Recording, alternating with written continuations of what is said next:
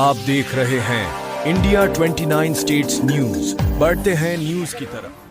అమ్మాయి బహిర్భూమికని అక్కడికి వెళ్ళిన తర్వాత అక్కడ మార్నింగ్ 5:45కి వెళ్ళిన అమ్మాయి ఇంకా రాలేదని చెప్పి తల్లిదండ్రులు వెతుకులాటలో ఆ అమ్మాయి నిర్జీవంగా పడుండటం, అది కూడా ఎలాంటి అచేతన స్థితిలో వాళ్ళు చూశారంటే ఏ తల్లిదండ్రులు కూడా చూడకూడని పరిస్థితుల్లో ఆ అమ్మాయిని అక్కడ ఐడెంటిఫై చేయడం జరిగింది.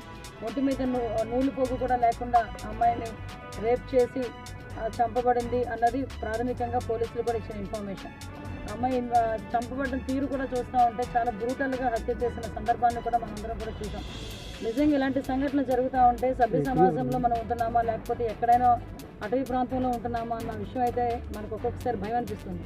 అటవీ ప్రాంతాల్లో ఉన్న వాళ్ళైనా కనీసం నాగరికత తెలుసుకొని వాళ్ళు ప్రవర్తిస్తున్నారు తప్పించి ఇక్కడున్న చాలా మంది నాగరికత తెలిసిన వాళ్ళు కూడా గంజాయి మత్తులో, డ్రగ్స్ మత్తులో విచ్చలవిడిగా ప్రాణాలు కోల్పోతున్న, ప్రాణాలు తీసిన విధానం కూడా ఇంత బ్రూటల్గా తయారైందంటే దీన్ని ఎక్కడ మనం అరికట్టాలన్న సంగతి ఆలోచించుకుంటే నిజంగా ఒక్కొక్కసారి భయం వేస్తుంది కూడా.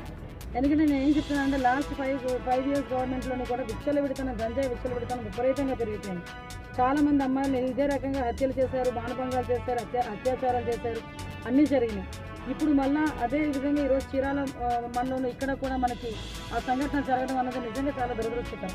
ఆ అమ్మాయి వాళ్ళ పేరెంట్స్ దగ్గరికి కూడా మేము వెళ్తే ఆ అమ్మాయి వాళ్ళ పేరెంట్స్ కూడా చెప్పడం ఏంటంటే మా అమ్మాయి ఇప్పుడు కూడా ఎవరికి అనుమానాలు లేవు, మా అమ్మాయిని ఎవరైనా ఏడిపించిన సంఘటనలు కూడా లేవు, మా అమ్మాయికి చాలా భయం అండి, వెళ్ళడం రావడం తప్పించి ఇంకా అమ్మాయికి వేరే తెలియదు అని చెప్పడం. అదే విషయాన్ని నేను ఎస్పీ గారితో నాకు అక్కడికి అసెంబ్లీ దగ్గర ఉండగానే నాకు తెలిసిన వెంటనే చంద్రబాబు నాయుడు గారు, మన సీఎం గారికి తెలిసిన వెంటనే సీఎం గారు నాకు ఇన్స్ట్రక్షన్ ఇవ్వడం, మేము వెంటనే సిపి గారితో, ఎస్పీ గారితో, మళ్ళీ కలెక్టర్ గారితో కూడా ఈ విషయం గురించి క్లియర్ కట్గా ఇన్ఫర్మేషన్ తీసుకోవడం, అక్కడ నుంచి నేను వచ్చేలోపే మొత్తం ఇన్ఫర్మేషన్ తీసుకోవడం జరిగింది. అయితే ఇప్పుడే అమ్మాయి బాడీని కూడా మేము చూడటం జరిగింది. అమ్మాయి బాడీకి కూడా ఈరోజు ఇప్పుడే పోస్ట్ మార్టం జరగడానికి కూడా కలెక్టర్ గారు కూడా దానికి మన అందరికీ కూడా పర్మిషన్ ఇచ్చారు. దీనికి ఇమీడియట్గా ఆ విషయంలో స్పందించాలి అని చెప్పి మన లోకల్ ఎమ్మెల్యే గారు కూడా చాలా క్లియర్ కట్గా స్పందించడం, దానికి చంద్రబాబు నాయుడు గారు ఈ విషయం మీద స్పందించి ఇమీడియట్గా డీసీపీ గారిని కూడా పిలిపించుకొని డీసీపీ గారితో ఇన్ఫర్మేషన్ తెప్పించుకొని ఇక్కడ డిపార్ట్మెంట్ వాళ్ళకి కూడా ఇమీడియట్గా వాళ్ళకి ఇన్స్ట్రక్షన్ ఇవ్వడం జరిగింది. వితిన్ 48 అవర్స్లో ఎట్టి పరిస్థితుల్లోనే నిందితుడు ఎవరైతే ఉన్నారో వాళ్ళని పట్టుకొని తీరాల్సిందే.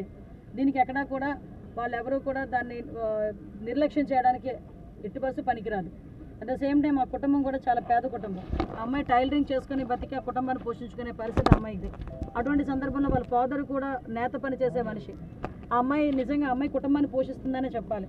అటువంటి కుటుంబం పోషించే అమ్మాయి ఈరోజు అకస్మాత్తుగా హత్యకు గురవడం నిజంగా ఆ కుటుంబానికి తీరని లోటు. ఆ కుటుంబానికి మేమేదో డబ్బులు ఇచ్చి ఆ అమ్మాయి సిచ్యువేషన్ని మేము కొనడం అనేది కాదు. డెఫినెట్గా గవర్నమెంట్ పరంగా అమ్మాయికి ఎక్స్గ్రేషియా ఇవ్వాలి, అమ్మాయికి భరోసా ఇవ్వాలి. గవర్నమెంట్ తరఫున కూడా కుటుంబానికి అమ్మాయిని తిరిగి తీసుకురాలేము, ఎవరు కూడా తీసుకురాలేము. కానీ ఆ కుటుంబానికి ఎంతో కొంత గవర్నమెంట్ నుంచి భరోసా కావాలి కాబట్టి గౌరవ ముఖ్యమంత్రి గారు 10 లక్షల రూపాయలు ఎక్స్గ్రేషియా కూడా ప్రకటించడం జరిగింది. అది యాజ్ ఎల్ యాజ్ పాసిబుల్ ఆ కుటుంబానికి ఎమ్మెల్యే గారి చేతుల మీదుగా కూడా అది ఇవ్వడం జరుగుతుంది. ఇవన్నీ పక్కన పెట్టండి, కానీ ఒకటి మాత్రం చెప్తున్నా, ఈరోజు గాంజా ఎంత దారుణంగా సిచ్యువేషన్స్ ఉన్నాయంటే నేను హోమ్ మినిస్టర్గా ప్రమాణ స్వీకారం చేసిన తర్వాత ఇంకా బాధ్యతలు తీసుకోకుండానే గాంజా మీద మేము దృష్టి పెట్టడం జరిగింది. అక్కడ లోకేష్ గారు కానీ, పవన్ కళ్యాణ్ గారు కానీ, ముఖ్యంగా చంద్రబాబు నాయుడు గారు కానీ, సీఎం గారు కానీ అందరూ కూడా గాంజాని 80% నిర్మూలించాలన్న కాన్సెప్ట్ మీద ఉన్నాం. ఆ దురదృష్టకర సంఘటన ఏంటంటే ఈ రోజుకి కూడా నార్కోటిక్ సెల్ లేదు ఆంధ్రప్రదేశ్లో. లాస్ట్ 5 సంవత్సరాలు మరి ఏం చేశారో తెలియదు. పక్కన హైదరాబాద్లో గాంజాయి తాలూకా సిచ్యువేషన్స్ అంటే అక్కడ డ్రగ్స్ గాంజాయి ఉన్నా ఇక్కడ ట్రాన్స్పోర్టేషన్ అంతా ఇది కానీ అక్కడ గంజాయి సరఫరా జరిగే పరిస్థితులు కానీ అక్కడ అంత లేకపోయినప్పటికీ కూడా పక్కన తెలంగాణలో నార్కోటిక్ సెల్ అని ఉంది. కానీ ఈ రోజుకి కూడా ఇక్కడ నార్కోటిక్ సెల్ లేదు. అంటే నార్కోటిక్ సెల్ లేకుండా ఎస్ఈబీకి అప్పచెప్పామని చెప్పి ప్రగల్భాలు పలికారు. ఎస్ఈబీలో ఎస్పెషల్లీ గంజాయి ఒకటే కాదు, మైన్స్కి సంబంధించి, శాండ్కి సంబంధించి, లిక్కర్కి సంబంధించి కూడా ఎస్ఈబీ వర్క్ చేస్తుంది. వాటిలో భాగంగా ఉంటే గంజాయి మీద వాళ్ళు దృష్టి పెడతారు తప్పించి ఎక్స్క్లూజివ్గా గంజాయి మీద దృష్టి పెట్టే పరిస్థితి అయితే మన లాస్ట్ గవర్నమెంట్ తీసుకోవాలి.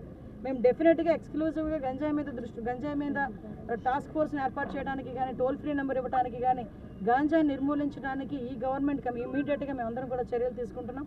రాబోయే కాలంలో